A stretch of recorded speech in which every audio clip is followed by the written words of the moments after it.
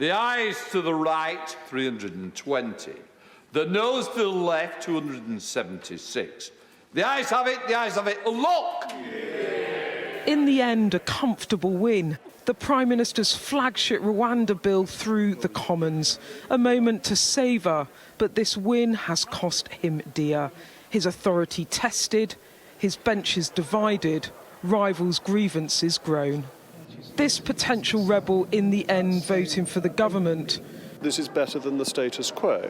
So the amendments were to make the bill stronger, which the government didn't accept, but it is still better than the existing position. And the Tories are actually united in wanting Rwanda to happen. It's the opposition who don't want a proper migration policy. So actually, after the difficulties of the last few days, the Tory party has come together. This Sunak backer with a message for rebels. I think it's arguable that it would have destabilised the government in a way that could have led to an earlier election. That he was even in this position speaks to how weak he is, doesn't it? Well, he won by 44 today. Yeah, he won by 44 last month. That's a pretty good result. But there is something, isn't there, about him that his party is not behind him. You are divided. People, are listening to our gurus to say exactly, to tell us the true message: divided parties do not win elections. Now that's got to hit home.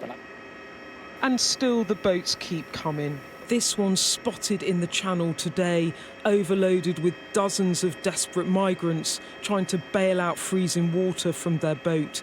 This the last thing the PM or public want to see.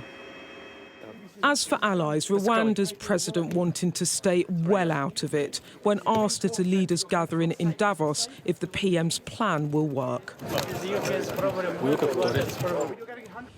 More specifically, it's now Rishi Sunak's Tory party management problem, rivals circling to call out the policy while giving the PM a sideways swipe too. The British people are fed up. They have run out of patience, they have run out of time.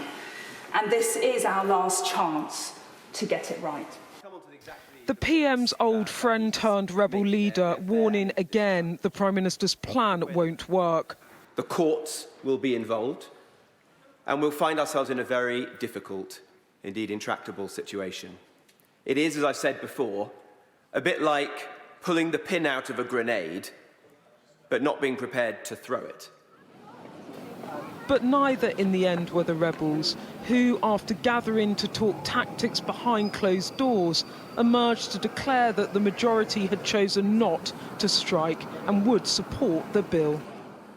This has been such a hard-fought battle. Victory for the government tonight will come as a huge relief. But if you thought that means the end of me talking about Rwanda and illegal migration, then think again, because this is just the end of the beginning. The Prime Minister now faces hurdles in the House of Lords, in the courts, and potentially back in the Commons too, with those rebel MPs still very much unreconciled. The rebels in retreat for now, but the small boats crisis will continue to consume Rishi Sunak's premiership and his party. Beth Rigby, Sky News, Westminster.